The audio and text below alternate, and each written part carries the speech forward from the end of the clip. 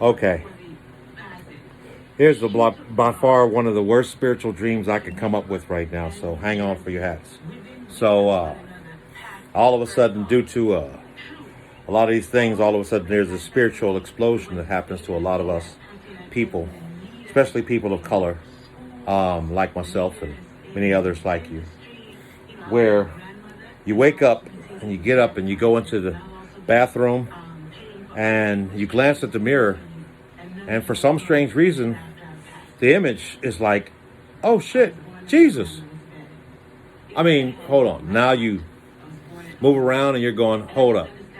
No, that's not funny. That's not funny. I mean, this is worse than Watermelon Man or any of those other movies where, you wake up and you're somebody different. This is, and it's not just you, but at that moment, it's just you because, you just woke up.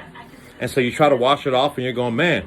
And now you're starting to worry and think to yourself, well, man, what does this mean? I mean, I can't wash this off. Who am I going to, can't dress it? What do I do? I mean, this is, whew. And that's where this whole thing starts because it's not just you.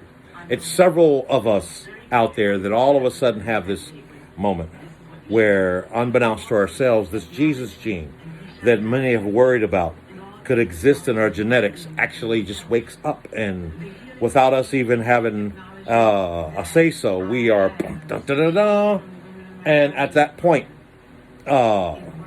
you go down this kind of rabbit hole of then going, so now what, or this, that, and the other, and man, I really ain't ready to be this because, all right, let's jump to some really depths of this because it doesn't matter who you are. The whole book of religion still comes down with the same question that nobody's ever gotten is who heals the healer. And so, and why is it my responsibility to be that person? All of, why me, God kind of thing. And now you are literally a little connected extra, when you start having those conversations and you get answers back. And it's like, because it's your time. And you're like, oh my God, man, this is like that, like the Hobbit movie or some shit. So what do I do now? Go where? When you get there, you will know. And now you got to go with the faith. Keep the faith. And what do you mean faith, man? Faith like what, man? I mean, like a mustard seed? Like what, man? I mean, and where was he at in that conversation of this, though? We was going into where all of a sudden, this thing comes out, and then you start thinking about how, if this is anywhere close, then you have to start thinking, how did Jesus do it? Like the story of when, what's his name? Peter or somebody was learning what he knew, and they walked out on the water, and, and then he sat back and then he turned around and Peter was in the water, and he's like, yo, man, what you doing down there? And he's like, oh, man, I know you told me to focus, but I lost focus. What I lost focus was actually a little underground joke onto just don't look them in the eyes, stay focused. And he's like, man, my bad. Kind of like preaching when you're preaching and, the lady on the front, ain't wearing panties. And she's shouting all over the place, get a sheet, put a sheet on there, please. Oh, Lord, I can't think about where I was going with this because, ooh, look at that box. And that becomes an issue for all of the people who just woke up as Jesuses. Now, here's the big D. So then all of a sudden, there becomes this big announcement. Oh, ladies and gentlemen, did you hear? Jesus is returned. And you're going, damn, good. At least I'm off the hook because there's other Jesus. I'm just a Jesus. I don't know what kind of, but yeah, that's the official.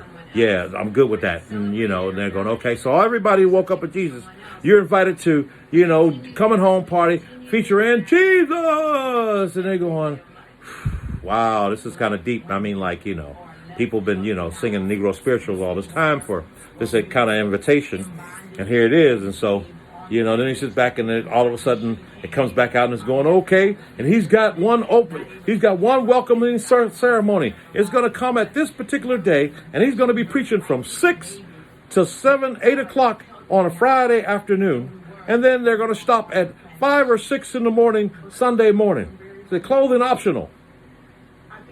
Come see Jesus. He's waiting for you, baby. This is going to be the biggest thing ever. It ain't going to be nothing like this. Yo, ain't no party like a Jesus party, because a Jesus party, what? Be there to be square. And you sitting back going, man.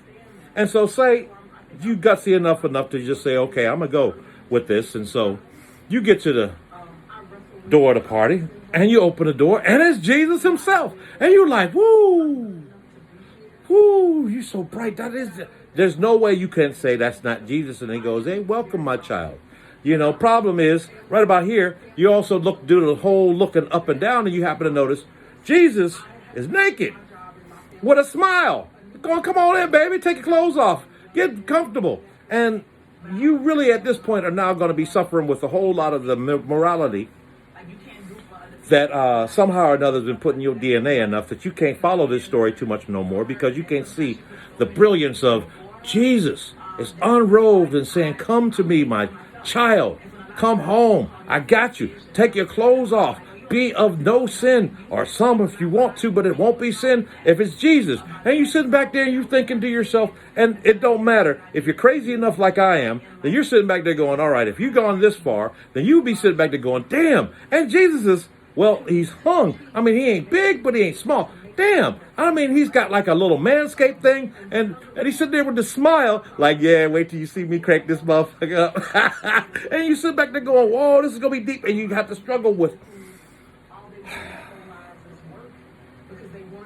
And so, if you've gotten this far, and you go on inside, and you realize that there's a lot of people that are not sure if they should take off their clothes or not. And there's other ones that are like, ooh, I can't wait to shed my sins of all these clothes and be free. And this, and then you're going, oh, they were just nudists anyway.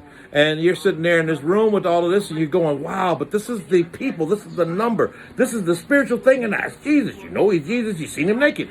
And you're sitting back there, and you got that spiritual feeling that you don't know really how deep this thing is going to go, because you've been struck and struggled in your DNA with a lot of the morality that was stuck in this whole story that nobody wants to hear of. But the Jesus gene is more likely to exist in more of us, because after he came back, after Easter, he consummated his marriage with Mary, and therefore here we are. And a lot of these women that might be struggling with a whole lot of spirituality might not understand. They may have the blood of Mary in them and the blood of Jesus. And well, this is still a little bit too deep on this spiritual thing, isn't it? And yet this is like, it's not really a dream. It's kind of like almost a nightmarish kind of a picture, if you will. A man who wakes up one day and goes to the bathroom. A woman who wakes up one day, goes to the bathroom, and you're Jesus. Then all of a sudden, this whole thing goes this way.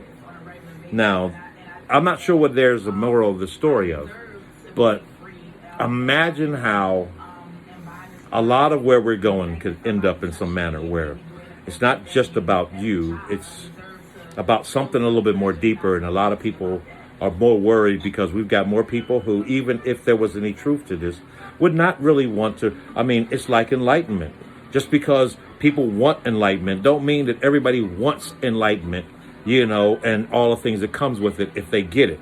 Just because I want to be woke. All right, boom, they make you woke. And then you turn back around and you realize, I didn't want to be this kind of woke, because now that I'm this kind of woke, I can't be anything of where I was because, well, I'm woke. And are you where I'm at with this yet? Are you somewhere around here? Then you sit and you're thinking to yourself, maybe if I vax or unvax, or if I this, that, and the other. Yeah, I'm sticking it in there because that's the real reality that we're living in from a spiritual value right now, because we don't know.